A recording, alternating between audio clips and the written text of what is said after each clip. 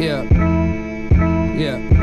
The world is so small till it ain't.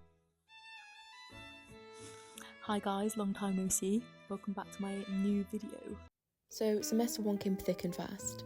I'd have so many amazing experiences and memories from this time. Some of my favourite experiences had to include making my new friend, who were just absolutely brilliant. Going to Munich for 2 days for Oktoberfest, which was just incredibly fun. Also going to Berlin to visit my best friend in his year abroad, where everywhere was so cool. And then November in Paris. And then one of my all-time favourite experiences has to be when I did the Amsterdam half marathon. And all my friends came out and family to watch me. And I got a cheeky PB as well. And I of course kept all the signs to remind myself I did do it. Another cool memory was Amsterdam dance event week, which was so fun.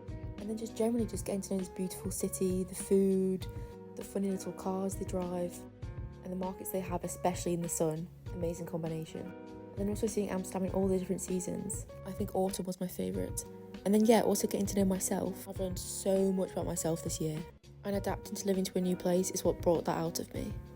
However, that chapter is now closed with semester 2 starting just last week. So I hopefully have some tips for you guys.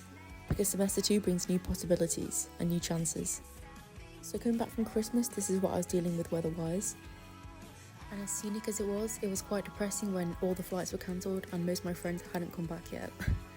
Also, for some reason, it seemed that all my deadlines were due during this period. Yeah, so it's fair to say I had the January blues. A little bit, however, onwards and upwards.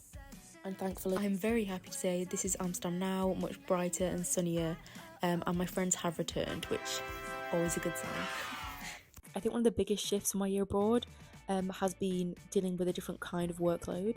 I think, especially in the Netherlands and Amsterdam, the workload is kind of consistent throughout the year. So we've got a constant assignments, exams, whereas at UCL it's kind of like a lump sum of assignments at the end of the semester. So, I mean, it's definitely improved my timetabling. For example, this is me getting up what felt like the crack of dawn. It was only 6:15 and we had an exam. And the exams are quite far away as well. You need to get public transport to them, especially when it's snowing. This can cause problems. So yeah, it was freezing, it was cold, we didn't want to be there, but we pushed through.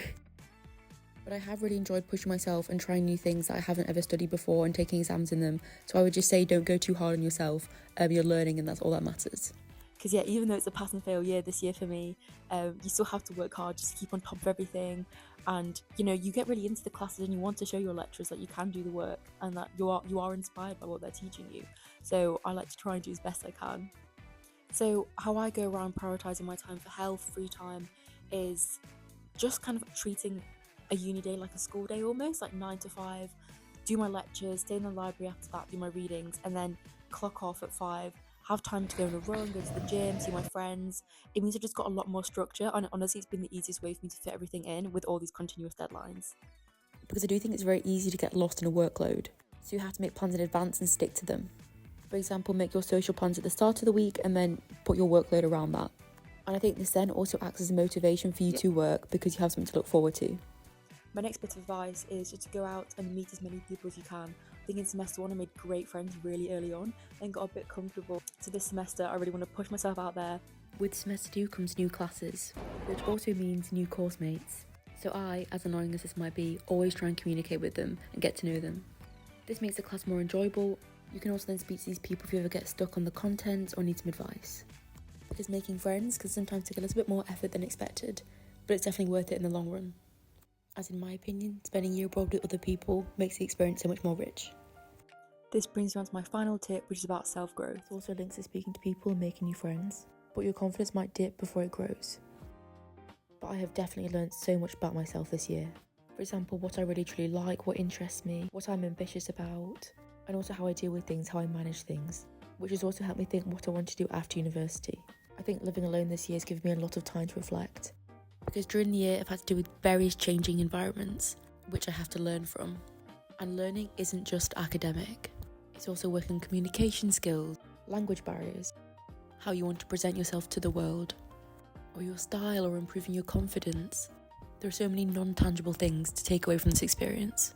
And discussing experiences, comparison also kills experience. People not on year abroad or other people on year abroad might be having very different situations to you. They might be travelling more or have a more academic workload. However, feel confident in your decision. You wanted to go there and now you can look back at it and have great memories. And see how that year of living there changed you as a person. These are my tips and I hope you enjoyed. Bye!